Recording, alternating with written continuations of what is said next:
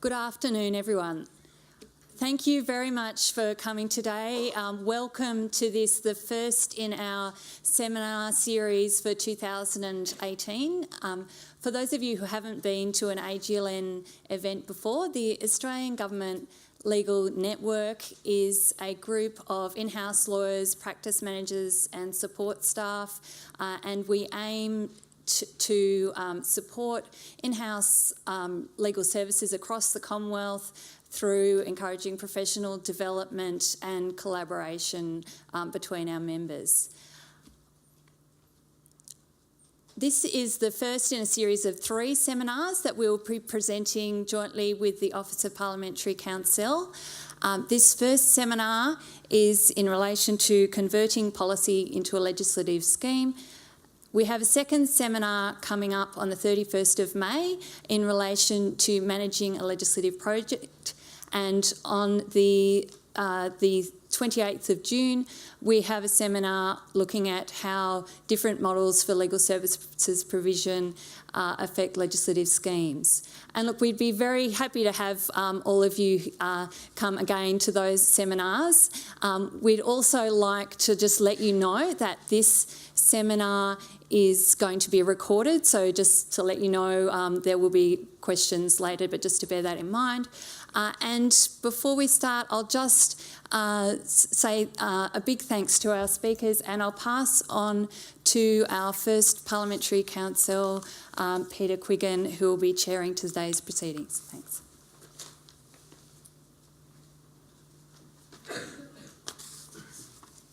Thanks very much for that, Libby. I was just going to say a few words. I was originally supposed to be welcoming you to OPC's offices, but when the invitation went out, all of the places for the seminar were filled in the first hour, which is sort of like a Bon Jovi concert or something. So we decided to move it to a bigger venue. Unfortunately, Bruce Stadium wasn't available, so we've got the library here. As was mentioned, this is the first of a series of 3 seminars. OPC's only recently got involved with the Australian Government Legal Network, and we're very keen to be involved and to expand our involvement with that organisation. And so this is the first of 3 sessions related to issues around drafting legislation. So I've got 3 speakers today, and I'll introduce the 3 of them at the start, and then each will speak in turn, and we'll have question time afterwards. The 3 speakers we've got, I'm not quite sure, I think they're going in this order. So we've got Louisa Matthew, who's the Assistant Director from the Regulatory Practice Section of the Office of the Gene Technology Regulator, and she's been working in their Regulatory Practice Section and provides technical support, delivers operational policies and serves as a contact point for other Australian government agencies and national and international organisations that are involved in regulating genetically modified organisms. And the focus of her work has been the ongoing technical review of Australia's gene technology regulations. The Gene Technology Regulator is a statutory office holder responsible for administering the Australia's Gene Technology Act and is supported by the Office of the Gene Technology Regulator. And the object of that Act is to protect the health and safety of people and protect the environment by identifying risks posed by or as a result of gene technology and managing those risks through regulating certain dealings. Louisa has a PhD in plant molecular biology from the University of Queensland, and she's also worked as a researcher at the CSIRO. And she worked on RNA interference, which I had to Google up. RNA is a lot like DNA except slightly different. And Louisa joined the office in 2008. We will then have Damian Page, who many of you may know from AGS. Damian's a Deputy General Counsel in the Australian Government Solicitor. He's the team leader of their General Government Advising Team and has over 20 years' experience in a broad range of constitutional and public law issues. And his particular strength is interpreting legislation and identifying legislative issues. And I think AGS has a great deal to offer for people who are working on legislative projects. The third speaker will be Toni Walsh, who's from OPC. Toni is a Senior Assistant Parliamentary Counsel with OPC, and she began work in drafting in 1992 and moved to OPC in 1996. And in her time there, she's worked on a number of major reforms in health, financial and superannuation sectors, workplace relations and tax. And she's also undertaken a lot of work in relation to reforms to get better consistency in the statute book, particularly through her work on the Regulatory Powers Standard Provisions Act and other work within the office. And she also has the very important role of Director of External Training at OPC, which is the position that looks after the training that we provide to people outside the office. So it's quite an important focus for us at the moment. So I'd ask you to welcome the three speakers, and I think Louisa will be first. Thank you.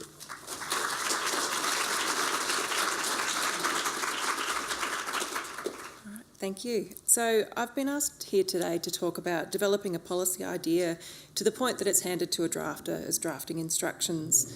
And this is on the basis of my current work on a review of the Gene Technology Regulations, for which the Office of the Gene Technology Regulator recently held a public consultation on draft amendments. As Peter mentioned, I started my career as a laboratory scientist, so I come at this from a scientific perspective, but I'm in a regulatory policy role at the Office of the Gene Technology Regulator. And my main work there is working on regular technical reviews of our secondary legislation, the Gene Technology Regulations, which aim to keep the detail in these regulations up to date with changes in science and technology. So, of course, this isn't a unique problem in the gene technology area. To set the scene for what I'll be covering, I'll give you some brief context about the Gene Technology Regulatory Scheme first, though.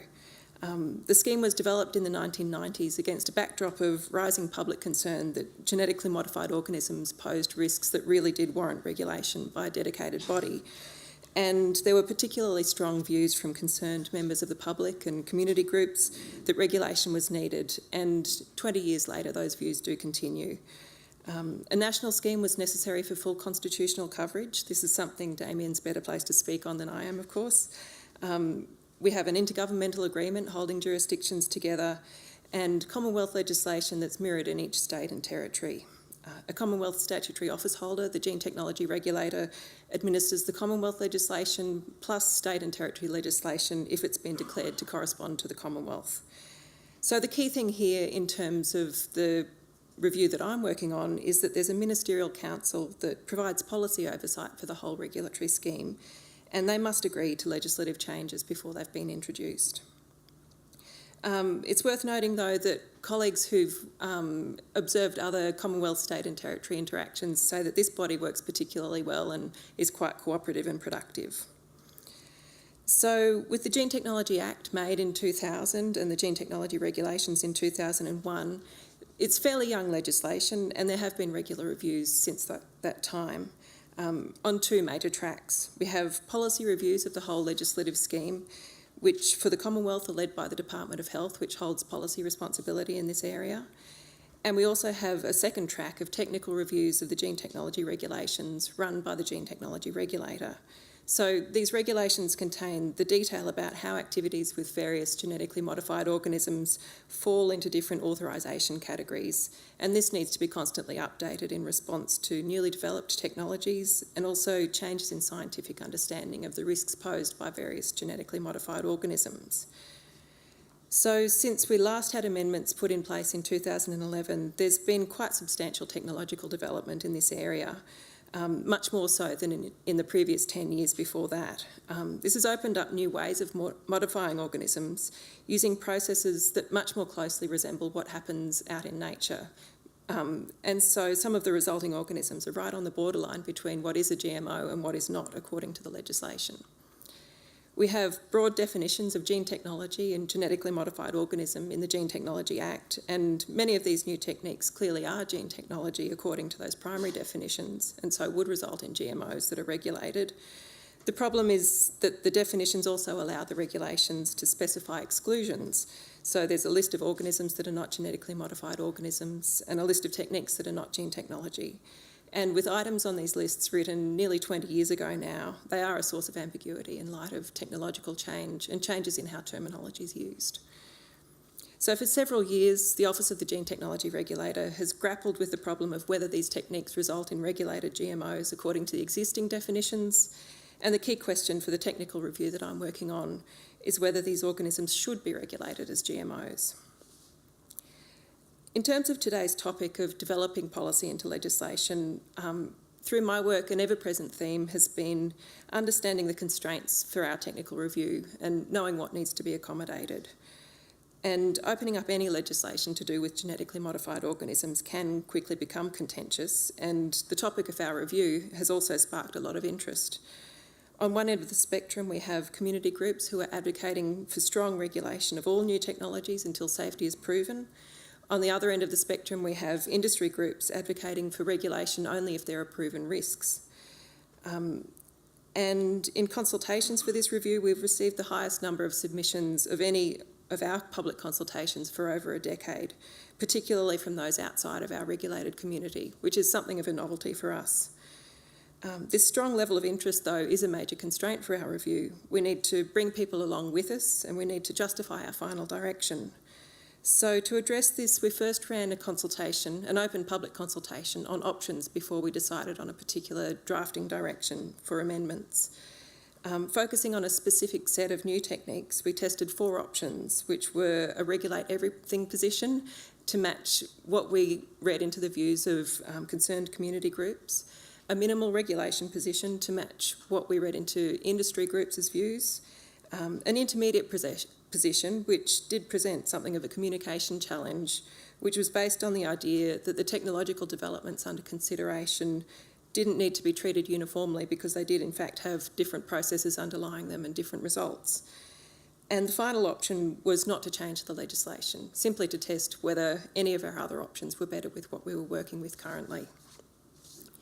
So this options consultation meant that when we did develop specific amendment proposals, this was informed by the views of interested groups and the arguments that they put forward to support their positions.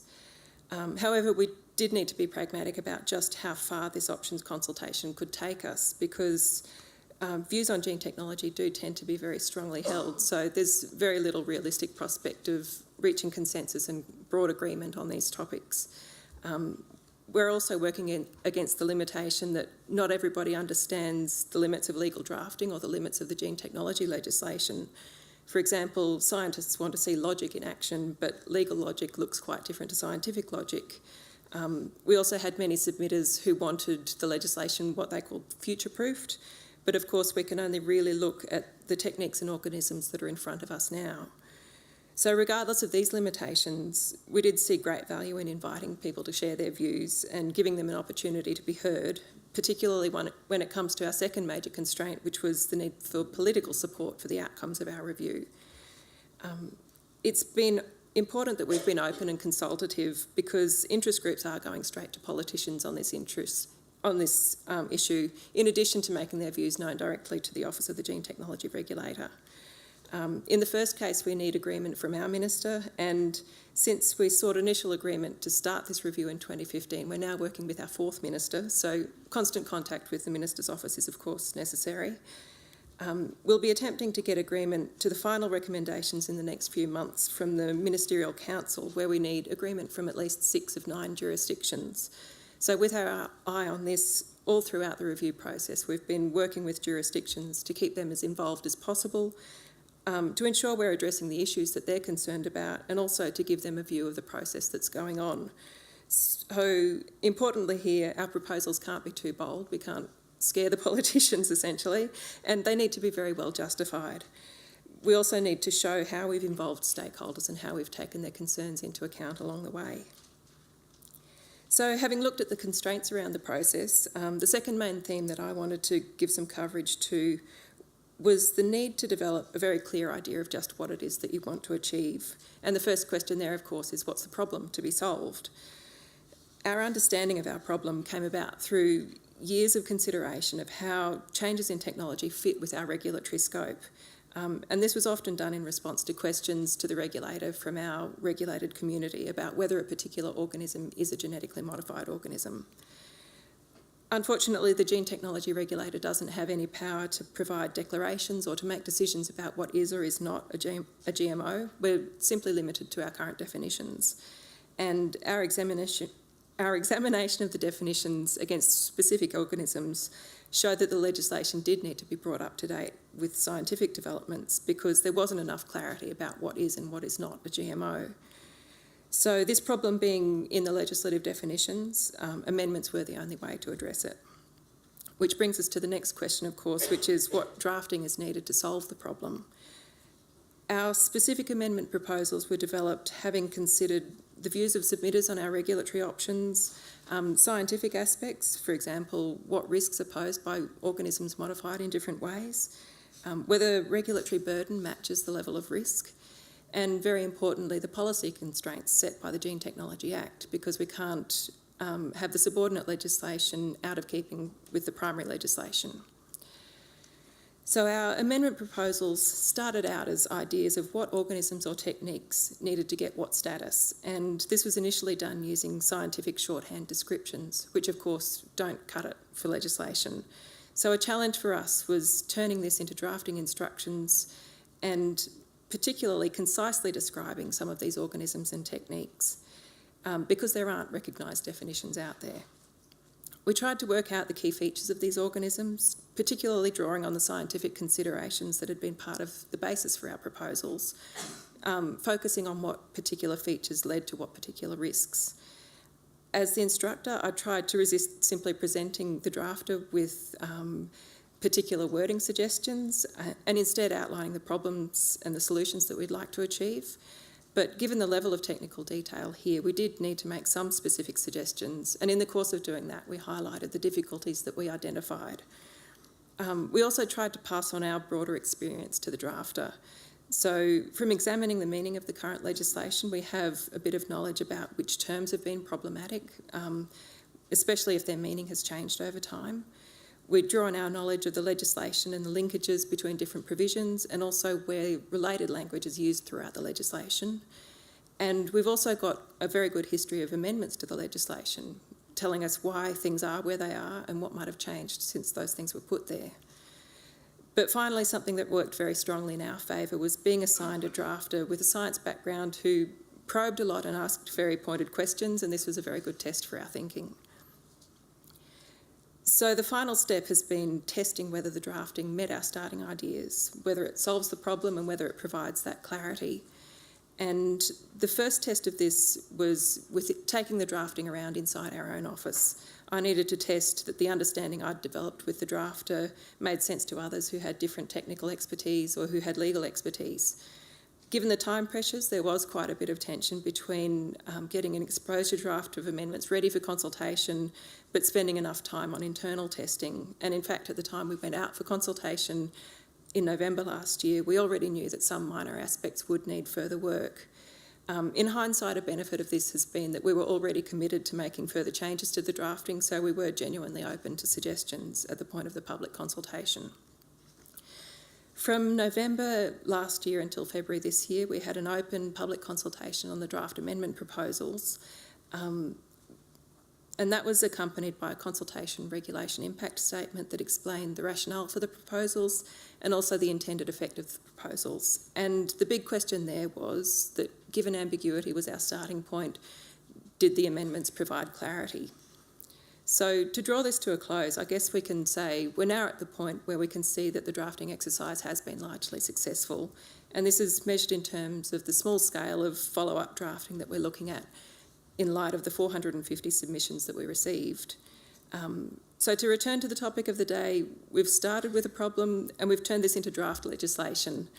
And before I hand over to Damian, the final thing for me to emphasise is that to turn this into legislation that's actually active, we need to pass the final test, which will be securing political agreement to make the amendments. Thank you.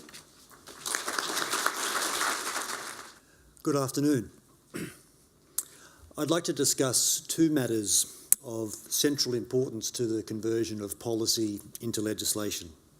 The first matter is mainly a threshold issue, namely whether there is a real need for legislation at all, and if there is, exactly what is the need. The second matter is more substantive, namely what are the chief features of the legal landscape that will affect the proposed legislation. Today my focus will be on some of the main constitutional features of the landscape. Usually there will have been considerable attention given by policy officials to the question whether new legislation, particularly a new act, is required to give effect to a desired policy. The answer is often straightforward in the case of greenfields legislation, that is, in an area that has not previously been regulated by the Commonwealth. An example there would be the Gene Technology Act in 2000. Other examples include Commonwealth legislation establishing personally controlled electronic health records and Commonwealth legislation regulating the provision of vocational education and training. These are all areas where there have been a number of developments economically and technologically that have called out for some form of Commonwealth regulation. The answer to the question whether there is a real need for legislation can be less clear in the case of amendments to existing Commonwealth legislative schemes. In these cases, it's necessary to confirm and identify the need for legislative change. This can be done a number of ways, including through decisions of courts and tribunals, the provision of legal advice, or reports to government following a review by independent experts or existing Commonwealth agencies. In most cases, by these means, it is possible to arrive at a clear picture of the need for amendment to achieve the Commonwealth's policy objectives. For example, where a new function or power is proposed to be conferred on an existing agency, this can be readily identified and determined. Where the function or power involves coercion or intrusion against persons or property, it is clear that authorising legislation will ordinarily be required. However, there can sometimes be a need for very careful consideration of the parameters of a proposed new function or power. This can present challenges where the proposal has been described only at a high level and approved only at a high level. A good example that I recently had involvement in was the proposed extension of the functions of the Australian Signals Directorate to, and I quote, combat cybercrime. This sounds straightforward and was considered uncontroversial in policy terms. It involved an amendment to the Intelligence Services Act 2001. However, it became necessary to determine what is meant by cybercrime and whether clearer language might be used instead of the word combat. Defining cybercrime posed a challenge. Did it mean criminal conduct involving the use of a computer as an element of the offence? Or was it any conduct that involved or was simply facilitated or enabled by the use of a computer? If the latter, the notion would embrace many kinds of conduct not normally associated with computers. In the end, with the close involvement of policy and legal officers in the department, we settled on a definition that reflected the broader concept. But the point of this simple example is that at quite a late stage of the legislation process, it was necessary to put some flesh on the bones of the proposed new function so that it would be legally effective to achieve the policy objective. In other words, it was necessary to identify and articulate very clearly the scope of the proposed amendment. The other threshold issue involves consideration of the Commonwealth's executive power. Since the High Court's decisions in the two Williams cases in 2012 and 2014, it is clear that legislation is generally required to authorise Commonwealth expenditure and many forms of agreement. In many instances of proposed Commonwealth expenditure, it is no longer possible to rely on the appropriations power or the executive power alone. The High Court has recognised some exceptions to this constitutional requirement, most notably expenditure in respect of the ordinary and well-recognised functions of the executive government of the Commonwealth. There remains uncertainty about the scope of this exception to the need for legislative authority. The effect of the decisions is that consideration needs to be given to specifically authorising by legislation the expenditure and arrangements involved in many Commonwealth policy initiatives. particularly the funding of third parties through grants or other funding programs. As many of you will know, a widely used vehicle for providing legislative authority is the Financial Framework Supplementary Powers Act 1997 and the regulations made under that Act. The takeaway point is that legislation is necessary not just to establish regulatory schemes or to confer coercive or intrusive powers, but also to authorise Commonwealth expenditure and arrangements relating to Commonwealth funding programs, which are other forms for giving effect to Commonwealth policy initiatives. It's fair to say that over recent years, the need for legislation to support Commonwealth policy measures has increased, largely for these reasons.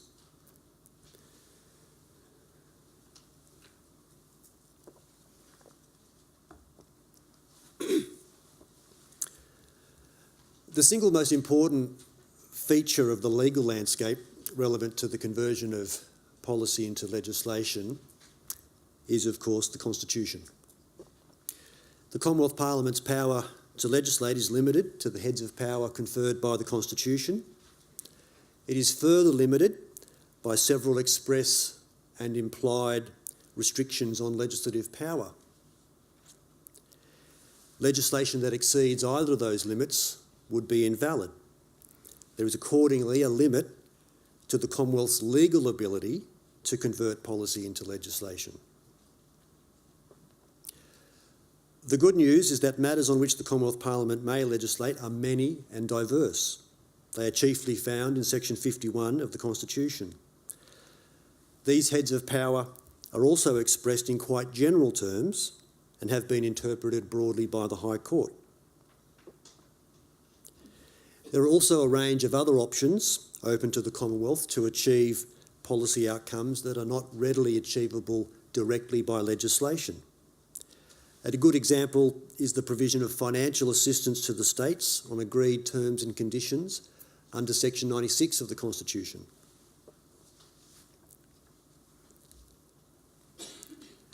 It can be a trap for both policymakers and legal advisors to make assumptions about the availability or non-availability of Commonwealth legislative power to support a particular policy proposal. The fact that a policy proposal has a clear connection with a head of legislative power would not necessarily prevent it from infringing an express or implied restriction on legislative power. Similarly, the absence of a head of legislative power that specifically supports a policy initiative would not preclude the Commonwealth from legislating to give effect to the policy in reliance on a number of quite diverse heads of power. This occurs commonly. It's not necessary for me to mention any of the heads of legislative power that are available to the Commonwealth Parliament. These are, for the most part, found in sections 51 and 52 of the Constitution. You will be aware of many of them. However, I think it is useful to list some of the limitations on Commonwealth legislative power. There are several express limitations, and I'll just mention some of the more notable ones. First, any acquisition of property from a state or other person is required to be on just terms. That is, it requires reasonable compensation.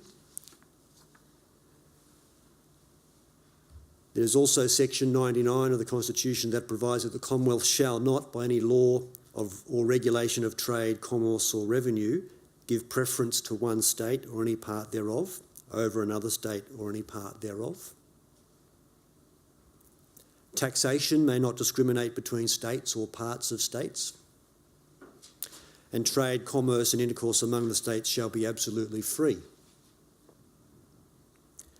There are also several implied limitations.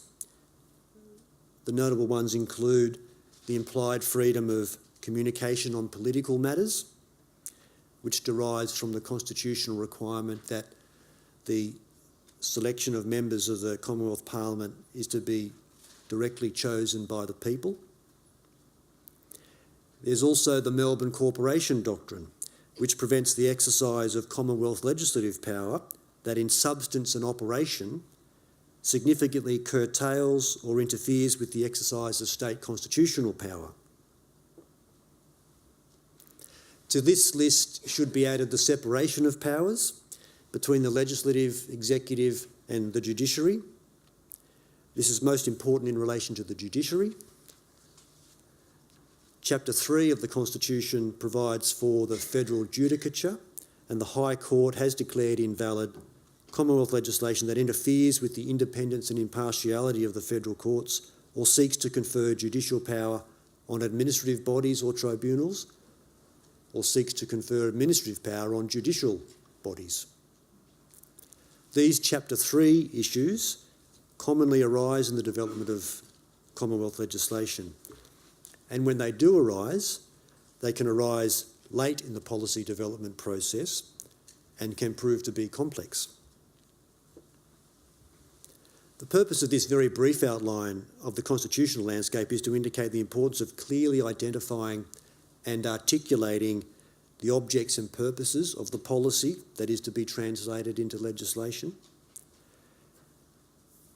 It is also essential to be able to describe the rights, powers, duties, functions, prohibitions, liabilities that are sought to be imposed by the legislation, and the entities on which they will be conferred or imposed. This exercise is crucial in determining the availability of the various heads of Commonwealth legislative power. It will also identify the gaps that may exist in Commonwealth legislative power and the extent to which the cooperation of the states may be necessary in order for the Commonwealth regulatory scheme to operate comprehensively.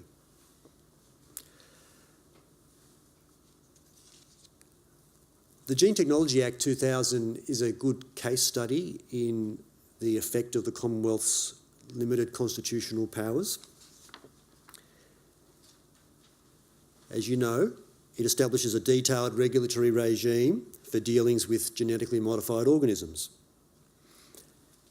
It has the Gene Technology Regulator at the head. Considerable time and effort was spent in developing the policy that underpins the Gene Technology Act, and this included consideration over many years of the Commonwealth's legislative power to regulate dealings in genetically modified organisms. Unsurprisingly, the Constitution does not give the Commonwealth Parliament any specific power in relation to gene technology. It was therefore necessary to identify those heads of power that might collectively support a Commonwealth regulatory scheme. The heads of legislative power that are relied on for the application of the Gene Technology Act are the Corporations Power, the Overseas and Interstate Trade and Commerce Power, Quarantine, Statistics, and the Express Incidental Power. The Corporations Power enables the Commonwealth Parliament to make laws with respect to foreign corporations and trading or financial corporations formed within the limits of the Commonwealth. For nearly 20 years, this power has been relied on, at least in part, to support a wide variety of Commonwealth regulatory schemes. This reflects the fact that much of the economic activity sought to be regulated by the Commonwealth is carried out mainly by trading corporations.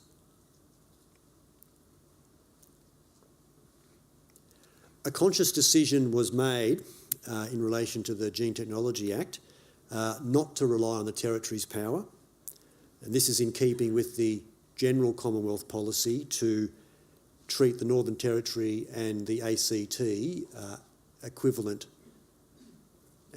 to the states. Even relying on this combination of legislative powers, the Gene Technology Act is not comprehensive, although it is likely close to comprehensive. Some entities may possibly be outside its reach, for example, non-trading entities involved in gene technology research. In order to achieve a comprehensive regulatory scheme, it was necessary for the Commonwealth to agree with the states that they would legislate on similar terms so that there were no significant gaps in regulatory coverage. This meant there is state legislation that also regulates dealings with genetically modified organisms. However, the state legislation confers power on the Gene Technology Regulator, a Commonwealth officer. The result is that although the legislative picture is complex, from the point of view of those regulated and the public more generally, the regulatory scheme operates seamlessly.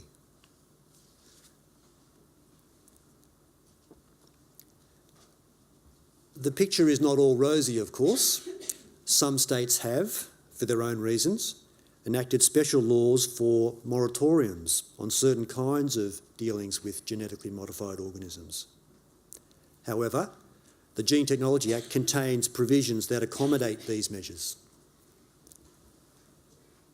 In the attempt to accommodate the policy interests of the states while establishing a single scheme, the Gene Technology Act incorporates a number of quite novel provisions.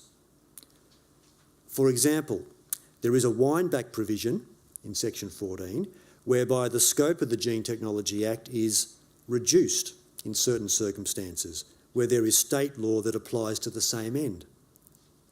In addition, there is provision for the Commonwealth State Ministerial Council to issue policy principles that affect the operation of the Gene Technology Act. Another feature of the Gene Technology Act is that it specifically addresses the interaction between the Act and the state acts in recognition of Section 109 of the Constitution.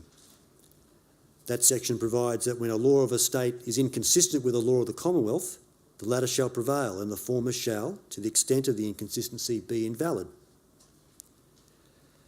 The Gene Technology Act specifically provides that it is not intended to exclude the operation of any state law to the extent that the state law is capable of operating concurrently with the Gene Technology Act, other than a state law that is prescribed.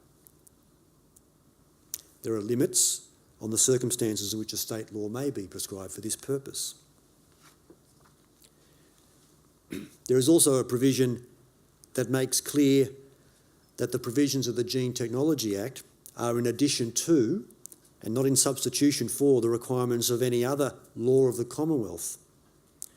This provision is important because there are other Commonwealth legislative schemes relevant to genetically modified organisms. They are found under the Australia-New Zealand Food Standards Act, the Therapeutic Goods Act, and the Environment Protection and Biodiversity Conservation Act. So you can see that a great deal of consideration and effort was put into determining in the legislation and providing in the legislation for how it was to relate to state laws and also to pre-existing Commonwealth laws in an attempt to create a single comprehensive regulatory scheme, albeit one that below the surface is quite complicated from a legal point of view.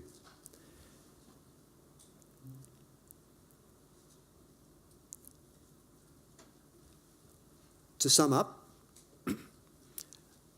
one of the themes I think that is important in this particular seminar is to very carefully consider whether there is a need, a real need for legislation, to keep in mind the Williams cases and the need for Commonwealth legislation to specifically authorise many kinds of Commonwealth expenditure and agreements.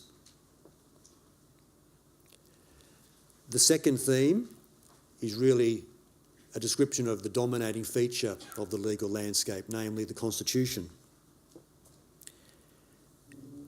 As the Gene Technology Act shows, it's possible to rely on a combination of legislative powers to give effect to Commonwealth policy.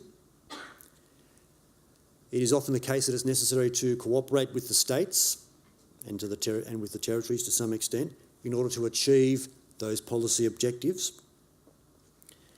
It's not always easy, as Louisa will probably be able to tell you, but it is possible, but it does take time. Thank you. When we think about the process of converting policy into a legislative system, we often think about it, I think, as policy people over here who take a real world problem and work out what they want to do with it, who send it to legal people in the middle who tell them what they can't do to try to deal with it, who then send it to parliamentary drafters who then convert the result into legalese. And I'd like to today suggest another framework for how we think about what it is we do. And the purpose of that framework is partly to help you to identify and manage the steps you need to go through in converting policy into a legislative system. Drafting is often thought of as wordsmithing, and the process of producing legislation is often thought of as wordsmithing. And I've written down what I think it actually is. I think it's about building a system of rules understood by everyone that produce the desired policy result when superimposed on the real world. And when you put the process of creating legislation in those terms, I think you very quickly come to an understanding of how difficult the process is that we all go through. So I'd like to go through and suggest an analogy for what we're doing that perhaps to some of you is familiar and others not. It's an analogy that we use quite often in drafting. And the analogy is more with constructing a building or constructing a machine rather than wordsmithing. So what we do as policy officers, legal officers and drafters is essentially a little similar to what architects and engineers are doing. So, and I think when you conceive what we're doing in that way, it's easier to break down the problem. So the first step, for example, when you're building a building is to understand what the purpose of the building is. It's what I refer to as the why question. And so if you're building a building, a home for a family is a very different structure to a factory. And the questions you ask when you're building one or t'other are quite different. A home for a family who have to accommodate an elderly grandparent who's in a wheelchair is going to be quite different from the home for a family with 3 children and a drum kit. So the sorts of questions we ask about what we're doing have to start with the purpose of what we're doing. What is the structure meant to do? So I think once you've asked the why question, once you've identified the sort of building you want to build, the next thing is to analyse the landscape on which that building has to stand. And Damian has identified part of that landscape. He's identified part of the most significant strata in the legal landscape in which you're going to build your structure. But there are other aspects to the landscape. There is the political aspect to the landscape, and I think Louisa's comments have been really useful in identifying some of that material. There are also the administrative aspects to your landscape. There's not much point in building a system that requires 50 people to administer it if you've got 2. So I'd like to explore a little bit more aspects of the landscape. So let's start with the legal landscape. And the legal landscape is in effect strated. The bottom layer of the legal landscape is essentially the Constitution. And Damian's talked about 2 aspects of what we need to look at when we first go to that strata of the landscape. The first is, do I have power to do what I'd like to do anyway? And the second step is, even if I've got power, are there limitations that I'm going to have to take into account that are effectively going to shape the building that I'm building? Because I can't do anything else.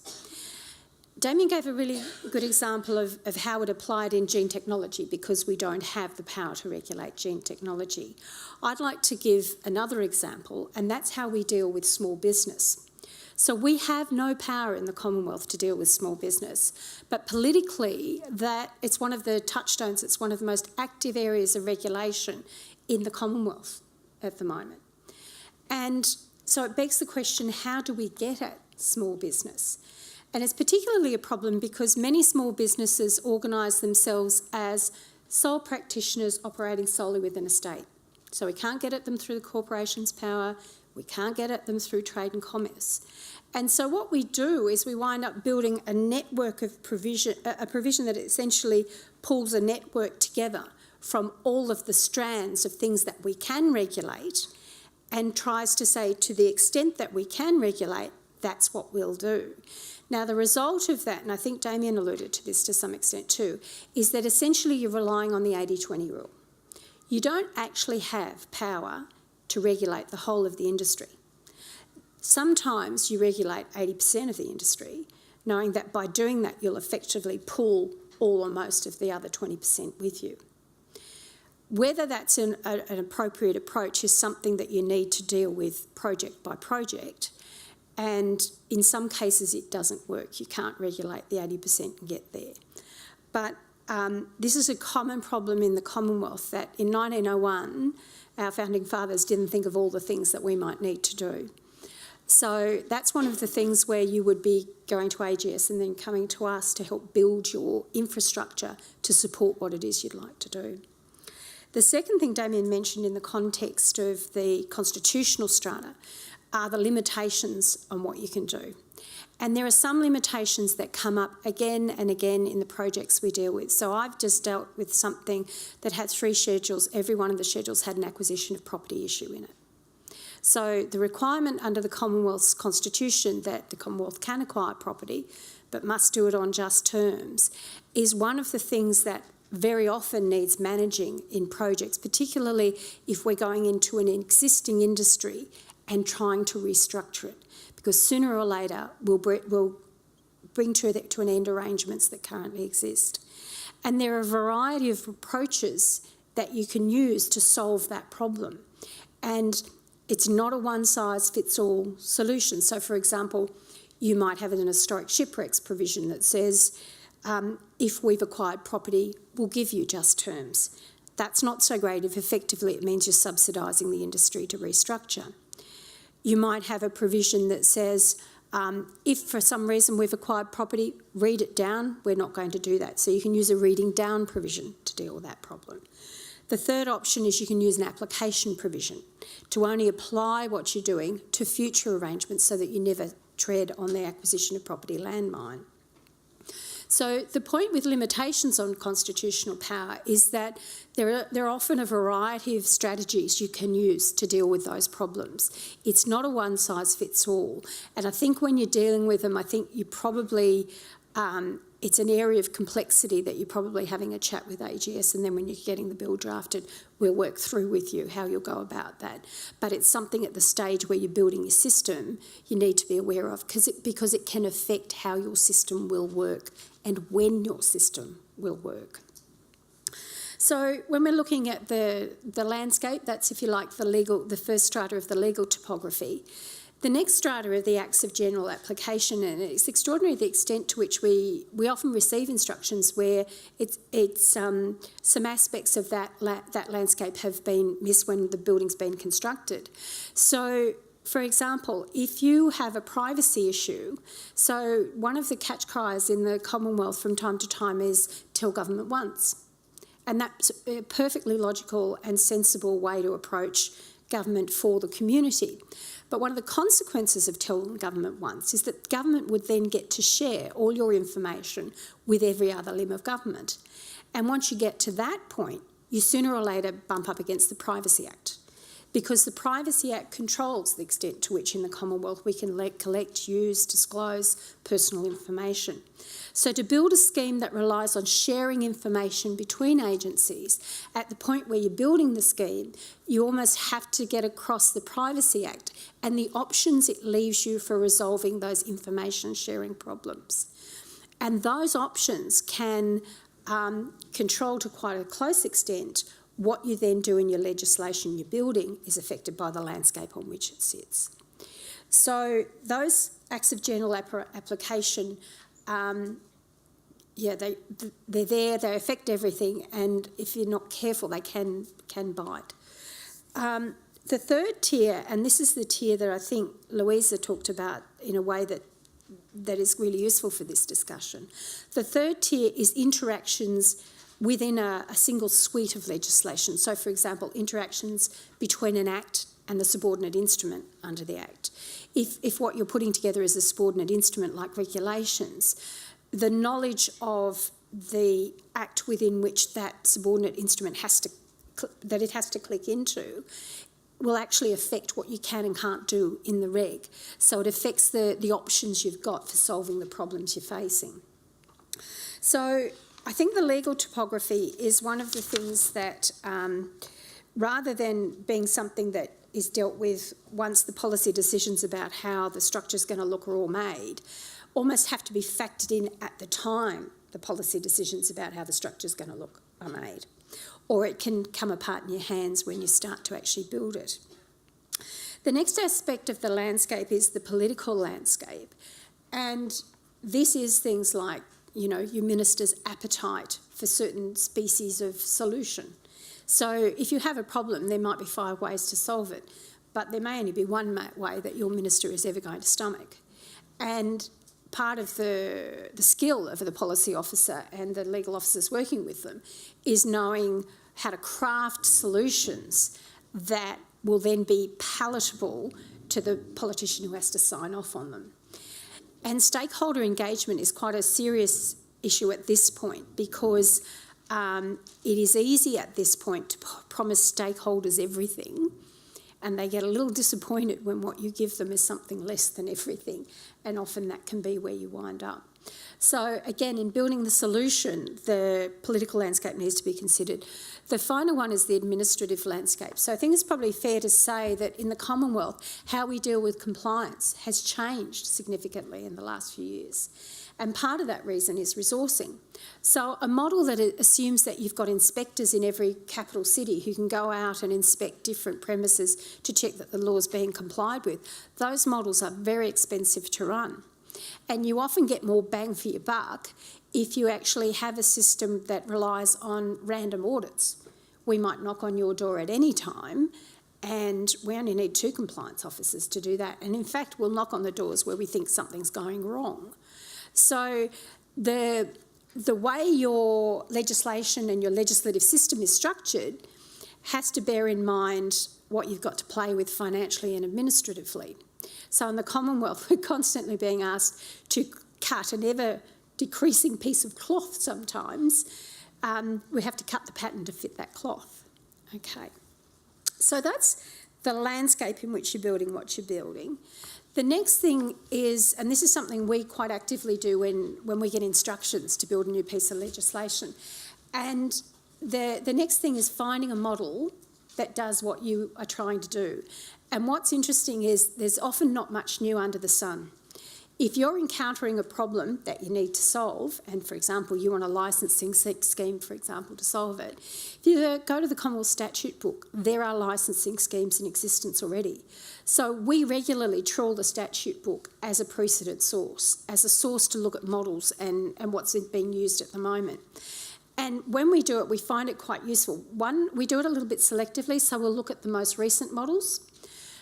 We're also selective in that we've got an eye out for something that looks like a one-off, because when you're drafting, what you learn pretty quickly is that you can be almost compelled to include some provisions on the face of the legislation that you don't think are so great and you'd really rather not include. So when you're using precedents, just be aware that everything that's on that page may not necessarily be the best model available.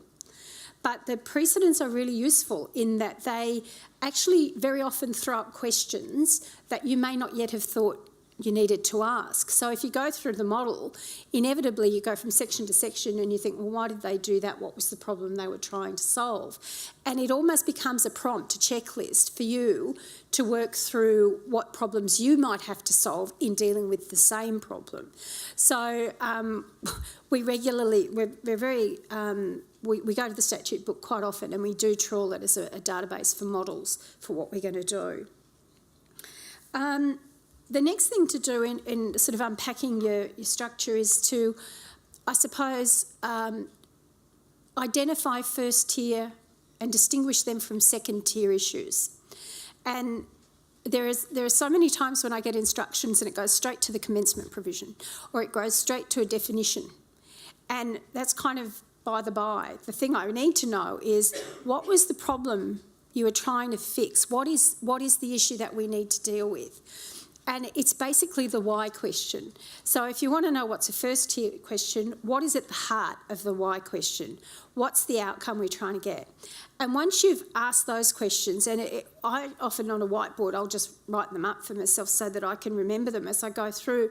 Once you've got those questions going, when you get to the tier 2, tier 3 questions, you'll often already have a sense of where you're going with it because of the tier 1 issue that's driving most of your answers. So, for example, if you're doing a licence system, your tier 1 issues are what's the conduct that has to be licensed, who can apply for a licence, who's going to grant the licence, and what criteria are going to be used to grant the licence. And once you've got all that sorted out, second tier questions like, okay, so the application will be an approved form, what's going to be in the actual approved form? That stuff follows from all of the first tier stuff. So by tiering out your questions, you'll also find it easier, I think, to not find all of the thousands of questions you have to answer too distracting. You kind of get to work through the problem and lock things in before you move to the next tier and then lock those things in. Finally, the last thing I'd like to suggest as part of the way of doing this process is what I call stress testing. So when you build a model, if you were to build a bridge, you wouldn't let a 30-tonne truck drive across it without testing whether it's going to hold up first. And it's the same when you're building a model for legislation. So before you even instruct, you'll be stress testing within your own organisation whether that model works. But once you give it to, for example, to a drafting office and they produce legislation looks and sounds like it's the real deal. It looks like it must make sense. It's got the headers, the footers, must be right. And, there's nothing more terrifying, I think, for a drafter to hand over a 40-page complex draft and get back an instruction that says, yeah, that all looks good. I think one of the things that's most useful is for policy officers to do what Louisa's talking about. Basically, take the text that we're giving you and run through real-world scenarios. So it's meant to produce a real-world result when you run the real world through it. It's like a machine. You put it in at the front, you run the switch, and it goes through, produces something at the other end. If you use those kind of test cases that stakeholders are really uptight about, that were the reason why you were intervening in the first place, that somebody higher up in your organisation wants to make sure are absolutely covered off.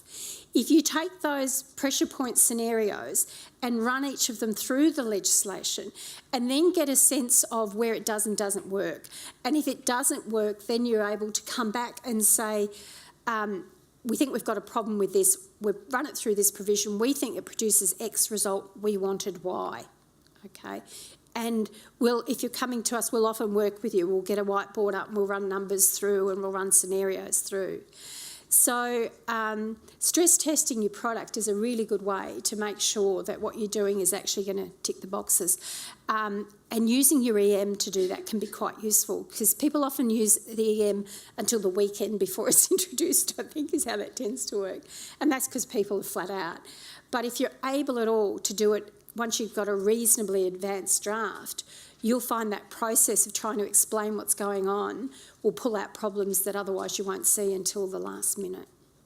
So that on a fast horse on a dark night is my overview of the ways in which we can take policy and convert it into legislative systems.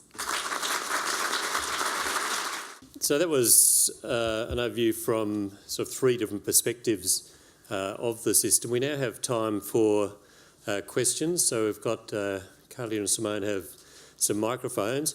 So I'd ask if you've got a question, if you could put your hand up. Could you wait until you actually get the microphone before you start speaking so we can all hear you? And could you identify where you're from and what your name is? So who would like to go first with a question?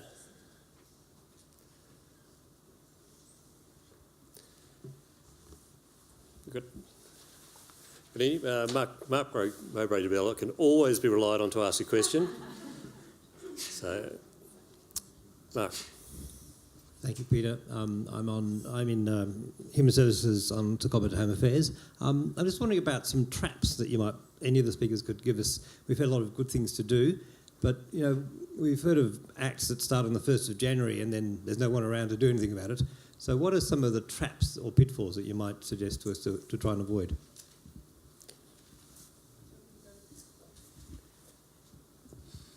I think one of the obvious traps is the transitional arrangements, and I think that's a really useful one to pull out, Mark.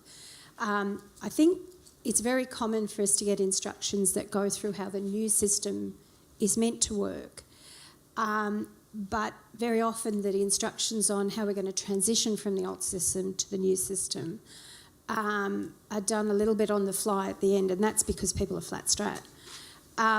But often some of the biggest problems can be in that area, and constitutionally, certainly if you've got an acquisition issue, often it will come out of the transitional. So I think the thing I'd say is, as soon as you've got a reasonably concrete draft around your model, then it's a really good idea to pull out all of the transitional issues and see if you can resolve them, because there are usually about 4 or 5 different ways to cut it to resolve it.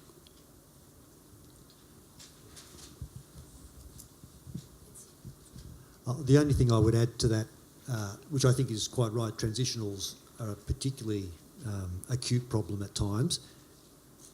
Acquisition of property, I guess it's a good practice not to make any assumptions that something does not involve an acquisition of property or that it does.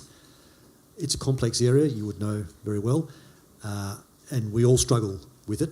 But I think that would be one of the areas I would just encourage people to think very carefully about as early as possible as well. And I just, perhaps following on from your comment about commencement on the 1st of January, we often use commencement the day after Royal Assent. Royal Assent, it basically generally occurs when the Governor-General feels like it might occur.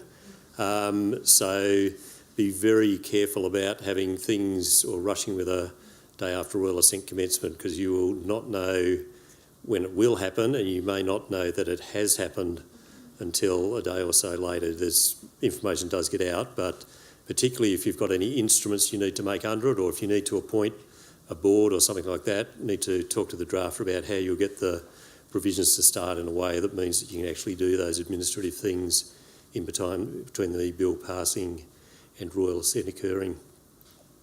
Another question? Yep, this one.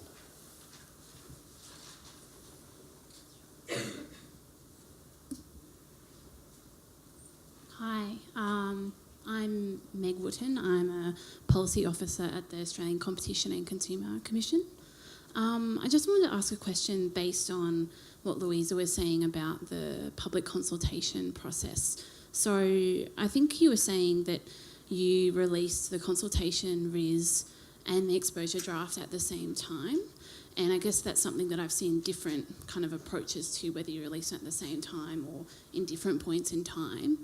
And I guess I'm interested in, I suppose from a drafting perspective as well, what the benefits and drawbacks of that approach might be in terms of having the exposure draft out at the same time as the RIS.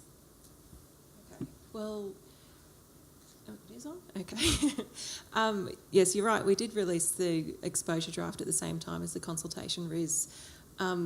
I guess the main driver behind that was we wanted to have just one single consultation document that would explain the purpose of the amendments and also the regulatory burden impacts that might be going on.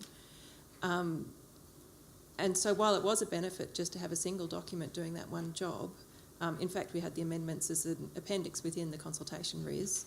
The difficulty there was that there was a little bit of a car crash of trying to meet different requirements from different agencies all in the 1 week. So I've just spotted Trevor, the drafter we were working with in the audience. We were on the phone quite a lot in that week beforehand. I was also on the phone with the Office of Best Practice Regulation, who need to put their stamp on the consultation RIS, and to get everything to a final enough stage that you can get those agreements in place to be able to publish something. It was a little bit touch and go whether we'd be able to make that all happen at once. So I guess that's the one caution there.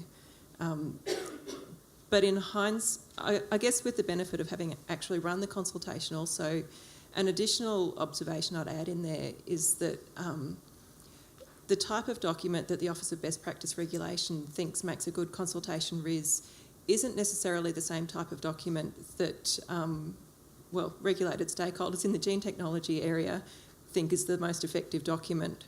So to back up our, I think it was 40-page RIS, we also needed what we called a consultation quick guide, which was essentially a couple of pages that go on the front to point people to the most interesting bits of the RIS that we thought they would really want to read. And those who were, who wanted to read the whole thing could do it, but we wanted to make it easy for those that wanted to get in quickly.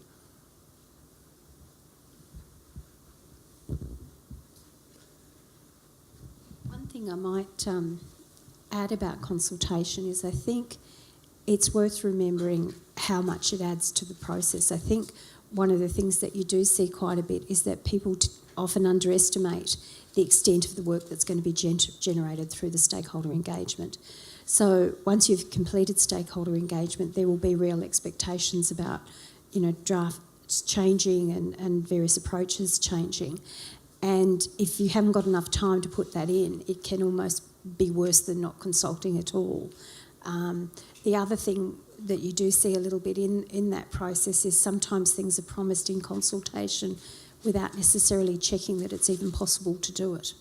And then you've got to talk your stakeholder group down from that.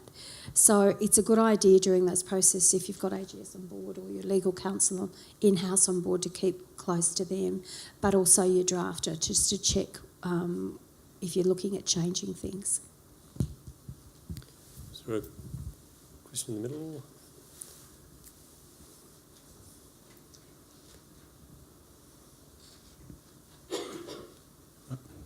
Hi, I'm David Hertzberg from the Department of Education. I was too nervous to ask this question to Peter at the AIAL conference, so I'll ask it now. It might make me sound like a bit of a groupie.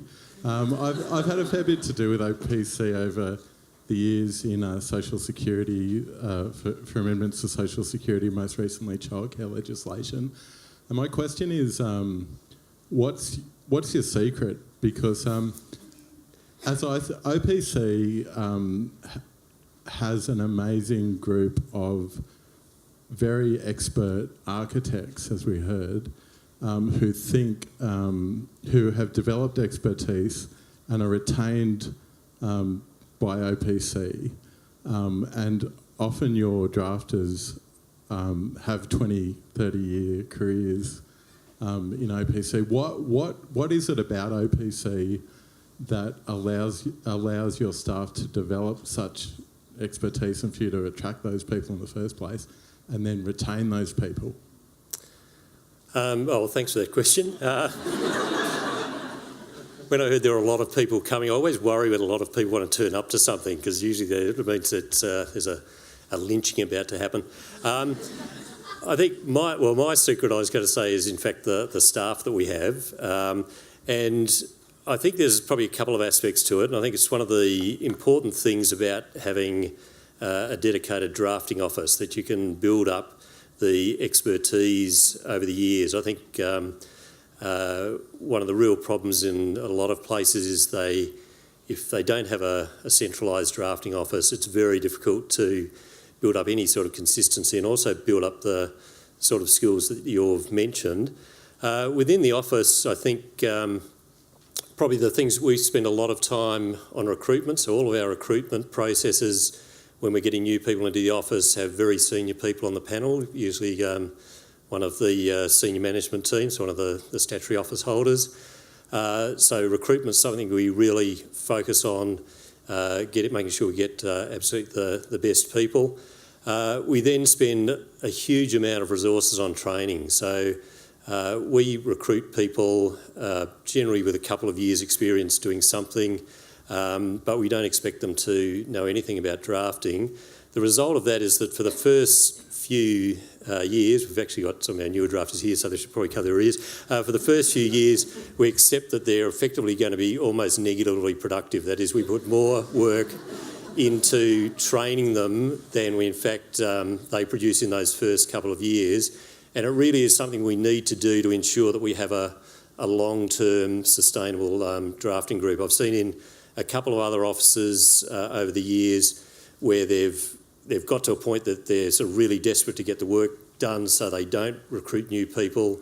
About 5-10 years later, you end up in a really bad situation. So we spend a lot of time training new drafters and really focus that training from when they arrive on that more difficult work Toni was talking about, really focusing on the analysis and the larger drafting jobs. So you would have, if you've worked with us, often seen the senior drafters working with quite a junior drafter on very difficult projects. So rather than say to them, well, you're brand new, so you can draft all the really simple stuff for the first 3 years, we actually get those people working on the difficult projects. And I think that has two major advantages. One is it exposes them to that sort of work, so when they do it later, they're experienced, but also I think makes the job really interesting from day one. And I suppose what I see is that people who love drafting really do love it and stay with it. In many offices, people, even when they get to retirement age or to the age when they need to retire because of pensions, come back and work. In fact, in New South Wales, the head of office retired on Friday after 17 years as head of office, having joined the office in, I think, 1972. His predecessor, so someone who retired 17 years ago, is still drafting for that office, doing some of the state and territory stuff. And we see this around Australia and around the world. So it's incredibly interesting work. It's intellectually challenging and it's always varied. So although we do have some drafters who sort of do a lot of work in one particular area, as a drafter, within a year you may end up working, in agriculture and defence and national security.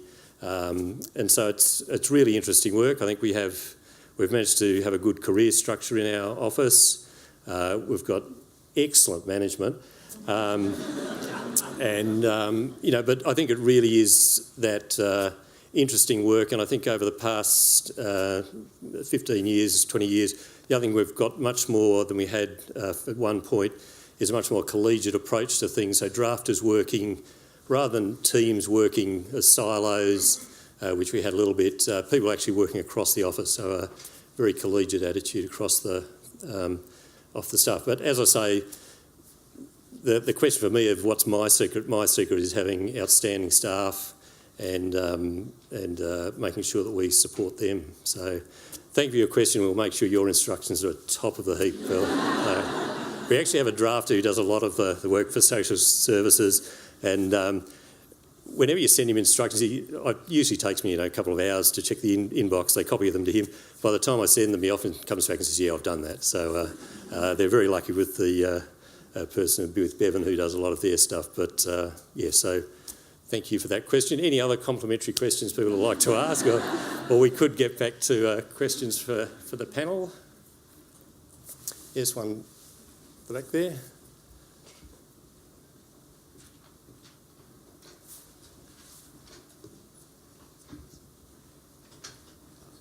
Hello, I'm Jonathan Sinicus from the Department of Human Services.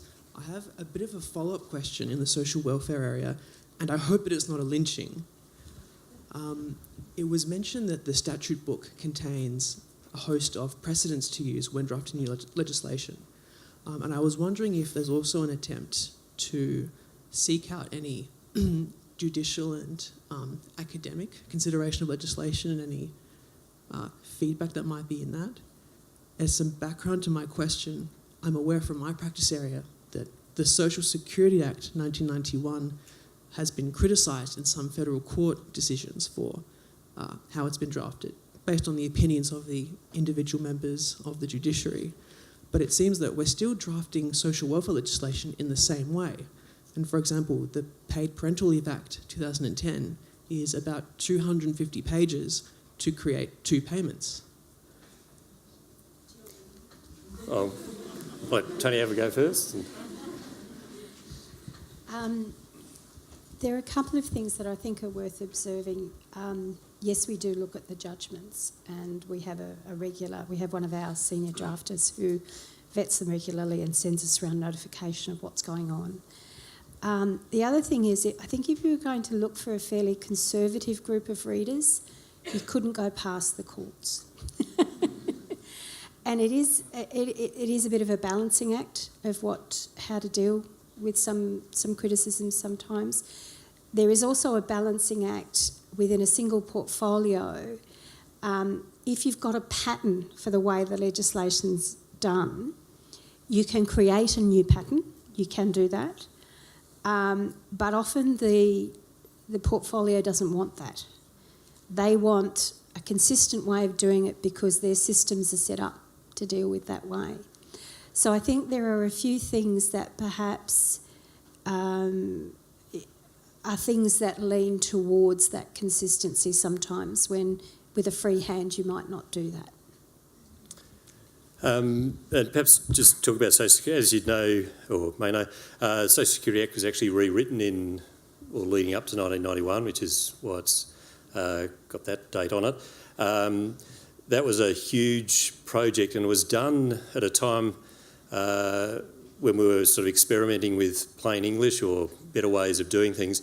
And the original model for that was that for each payment type, you should only have to look at one bit of the Act. And I think the original model even had that all of things like appeal provisions would in fact be repeated for every payment under the Act.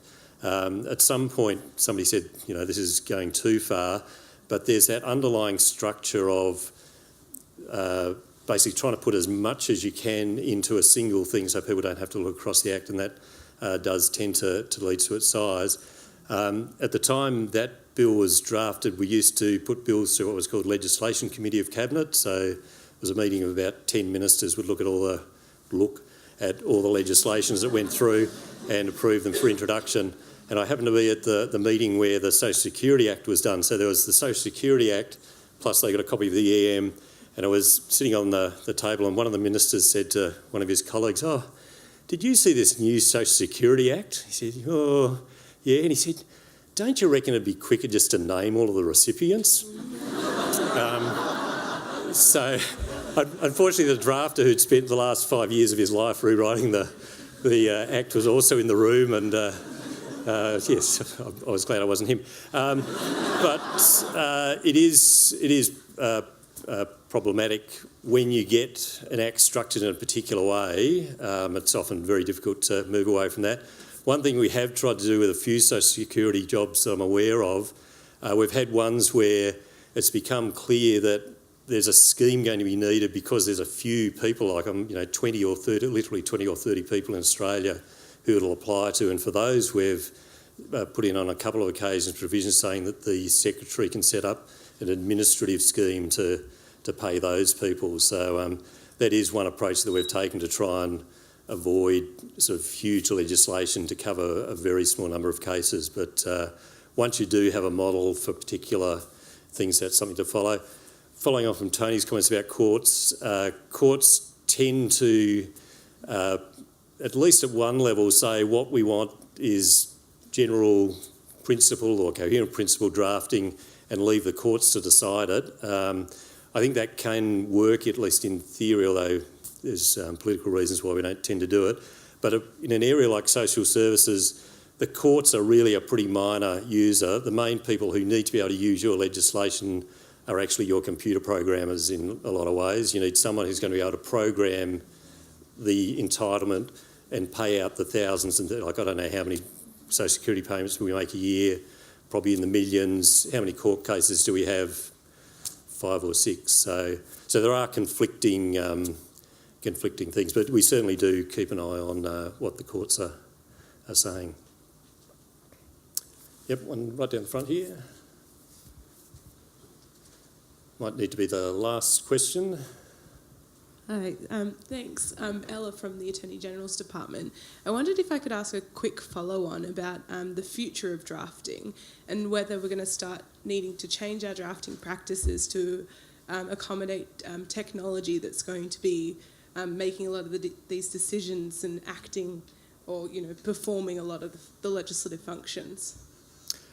I think, I suppose it's a lot of decisions are already automated, and I think to a large extent drafting sort of does sort of lend towards that. And again, I think this is one of the things driving a lot of black letter drafting, where the result can be determined in nearly all cases. I think it will drive some change, but as I say, when you look at all the things that are currently automated with our existing legislation, like when you walk into Australia these days, you go up to a machine and you've already put your passport in, it looks and says you're the right person. The legislation, as long as it's drafted in a sufficiently flexible way, will allow that sort of thing, and I think that's probably what we need to make sure that we focus on doing. So I don't think it'll lead to a huge change. I suppose one of the changes we saw back 20, 30 years ago in the tax area was they used to have assessors who were people. They used to have basically a room full of people sitting at a desk doing all the assessment of tax returns. That used to allow you to have a lot of discretions in the Act, so there used to be all these provisions saying so much as the Commissioner considers it is appropriate. When we went to what was described as self-assessment, we basically went through the Act and tried to remove those and make them more certain, and I think you see that sort of thing coming up a bit in other areas, but I don't see it's going to make a huge leap from where we are at the moment. So we might need to stop there. So if I, on behalf of OPC, could thank everybody for attending and ask Louisa to say a few words from AGLN. Okay, thanks so much to our speakers and to Peter today. I think everyone would have got something from those different perspectives. It certainly was interesting hearing that analogy about the building, but also it just shows what a team effort it is to draft legislation. And I think that's one of the reasons I think we've got so many people here today, is that there are so many people involved in every time a bill goes up or a regulation is made. I'd just like to also thank everyone here today, but also just say a quick thank you to the team who were behind putting this on today as well. So thank you to our Professional Development Committee for AGLN, Peter Kumbas, Donna Webster, Christina Penny, Ewan Jude, Georgia Wallace, and also Toni Walsh, who spoke, was also very instrumental in putting on today. So thank you again, and watch out for the next seminar coming up. We'd be very happy to see you then again as well. Thanks very much.